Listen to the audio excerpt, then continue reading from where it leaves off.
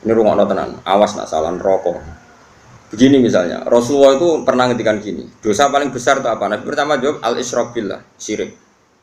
Dua, qatlun nafsi, membunuh. Tiga, antuzaniyat bihalilati jari, menzinai istri tetangga kamu atau umumnya istrinya orang lain. Sehingga dalam Islam tidak ada orang membunuh orang lain terus kemudian ditakwil. Jangan-jangan punya motif yang positif, tidak bisa, ini kriminal. Wah. Makanya jangan sembarangan kamu bilang misalnya kita harus berbaik-baik orang fasik, bisa saja nanti husnul khotimah. Fasik yang mana? Urusan husnul khotimah itu urusan Tuhan. Tapi kalau fasiknya ini dengan cara yang muta'adiyah, yang efeknya itu merugikan orang lain. Kowe iso nyabari orang yang menculik anak kamu, yang menculik istri kamu. Tapi kamu bisa mensabari orang yang nggak pernah sholat subuh. Saya ulang lagi, kowe iso kan nyabari orang nggak sholat subuh, nggak sholat duhur, bisa kan? Tapi nak menculik istri kamu, anak kamu, tidak bisa. Syariat pun mengatakan tidak bisa. Orang membunuh orang lain ada kisos. Orang menzina setelah kawin ada rajam. Bahkan orang yang menculik, menggarong dan membunuh itu nggak boleh langsung dibunuh. Itu ada yang dicongkel matanya, yang disalib macam-macam. Harus keras hukumannya dalam hukum Islam. Makanya nggak boleh ngaji satu kitab hanya karena satu kitab terus kita ngaji terus tawadhu. Ambek wong sing mateni bojomu ya tawadhu. Lu gendeng jenenge ora tawadhu tapi kok jelas ayat iki innama jazaa'ul ladzina yuharibuna Allaha wa rasulahu wa yas'auna fil ardi fasadan ayyuqtalu aw yusallabu, bukan sekedar dibunuh tapi apa? Disalib. Au tuqatta'a aydihim wa arjuluhum min khilafin aw yunfau minal ard. Sebelum disalib tangan kanannya misalnya dipotong, tangan kirinya dipotong atau selang-seling tangan kirinya dipotong, tangan kanannya dipotong. Autokoto aidihim wa arjuluhum min khilaf. Ini khilaf itu di apa? Diselang-seling. Itu hukumannya keras sekali. Gitu juga misalnya maling yang melebihi rubu dinar. Meskipun kita tidak bisa melakukan hukum itu karena kita di negara Pancasila, itu nggak masalah. Kita tidak melakukan itu. Tapi kita tahu kadar emosinya Allah, kadar dukanya Allah, kadar dukanya Allah dan Rasul. Saya ulang lagi ya. Saya pernah ngomong ini, matur ini di depan kiai-kiai kajian. Jadi begini, maksud saya kenapa saya cerita ini. Kemarin saya juga pas hari apa ini. Tanggal Kamis itu kan tanggal 1 Muharram, berarti Rebu. Kemarin Rebu saya ada acara aswaja di Tayu dengan Gus Zofur, terus saya habis itu ngajar Mahat Ali di pondoknya Mbak Sahal. Saya ngomong begini, hukum itu kamu tidak harus bisa melakukan, karena untuk mengeksekusi qatil, misalnya pembunuh itu butuh hukum negara. Dalam konteks ini negara Islam, kamu nggak boleh misalnya sama pembunuh anak kamu langsung membalas apa? Membunuh tanpa hukum apa? Lewat hukum negara, memang aturannya gitu. Semua sahabat dulu nggak pernah langsung membunuh pembunuh ayahnya, tapi matur Nabi dan lewat pengadilan, lewat keputusan negara. Itu juga orang zina nggak langsung dibunuh, tapi lewat Nabi dan terserah Nabi memberi hukuman apa. Tapi hukum pokoknya boleh dirajam. Itu aja saya katakan boleh, kenapa? Berkali-kali orang ngaku zina sama Nabi kok kena ngipi tok, kok nang kowe ngambung tok. Dan beberapa kali disarankan juga halla satarta. Mbok ya kamu ndak usah apa? Bilang, kamu ndak usah ngomong. Jadi tidak langsung dirajam tapi sekian dikasih.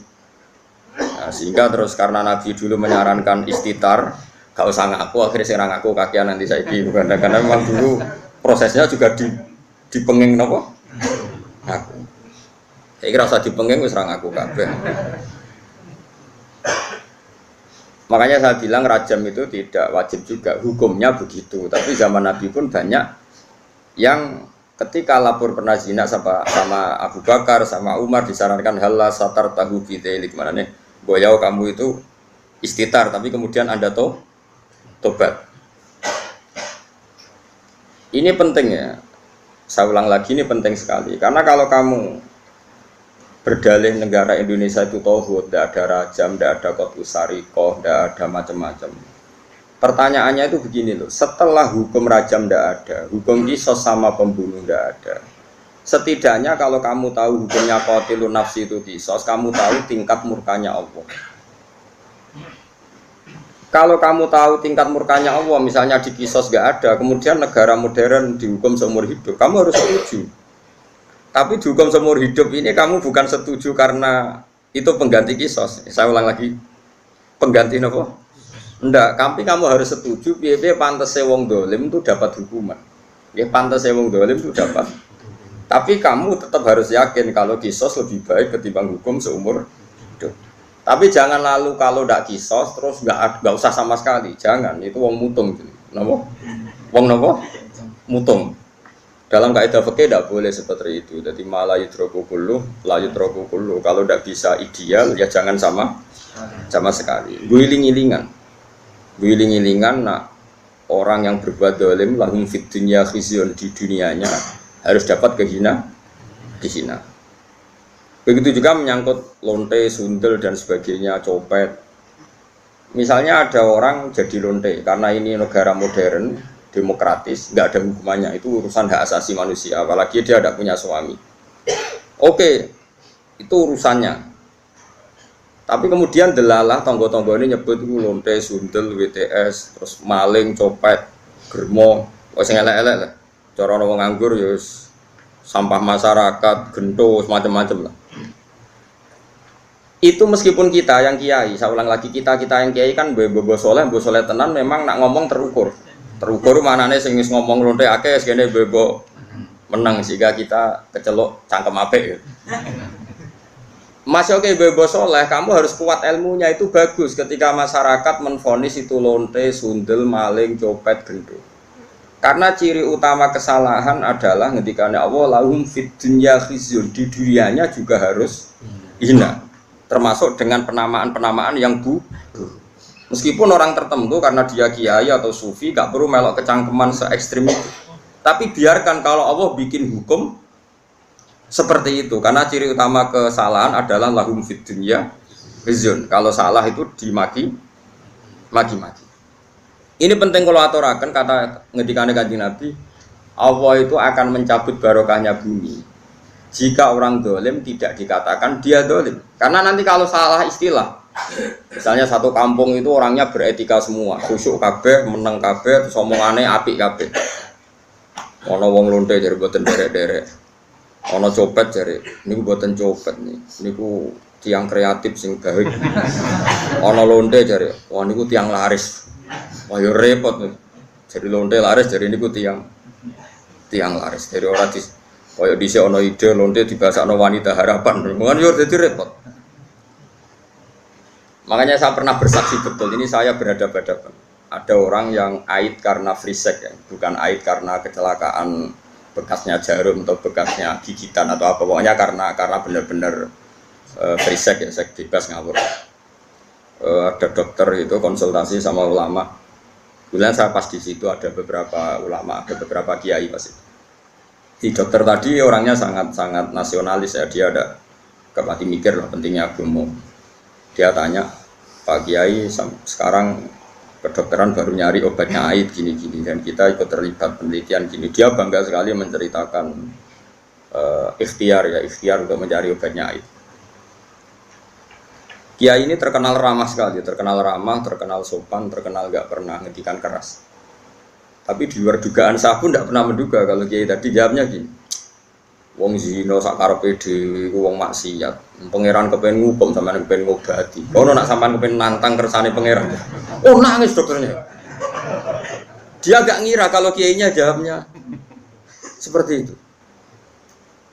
Sama orang copet itu kan merugikan orang banyak. Gawa bojone wong zina merugikan orang banyak. Kemudian masyarakat kita sudah menghukum dia sundel, dia copet nak menotobat. Setidaknya ini enggak jadi karakter yang dimaklumi. Kalau perilaku ini dimaklumi kan malah repot kita. Anak kita zina tidak merasa salah, istri kita, saudara kita, karena merasa di situ nggak diperlakukan secara sinis. Barokahnya diperlakukan secara sinis kan lumayan, ada ketakutan. Paham ya? Nah seperti ini ya biarin Allah bikin hukum lahum fid dunya khizyun, di dunianya pasti ada unsur dina. Entah kadarnya gimana itu terserah pangeran.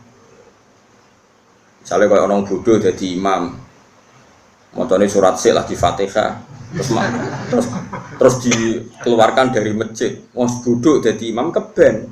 Nak rata ono kejadian itu sok bodoh-bodoh pede, terus imami nyanyi Indonesia Raya kan yo repot. Paham? Jadi kita ini harus mikir juga. Mergo masyhur gitu. Ana wong saking bodhone iku mau belajar fikih, kok fikih kabeh ana khilaf. Bareng dekne mondok Mekah, nek Mekah mau dolanan tok. Tiap takoki masailul fikih disebut fihi kaulani. Ini ada dua pendapat. Wong pertama ngirane alim kabeh. Wong kok kabeh roh iku ana khilaf. Terus ana sing mangkal takoki. Mbah, hukumnya demenan piye? Fihi kaulani. Berarti sarap. Karwan demenan kok fihi. Kaulani demenan dan roh kok ngawur. Demenan dihukumi fihi kaulani. Kok dene iku mau latihan ibu-ibu alim, ora alim tapi ibu-ibu. Paham ke?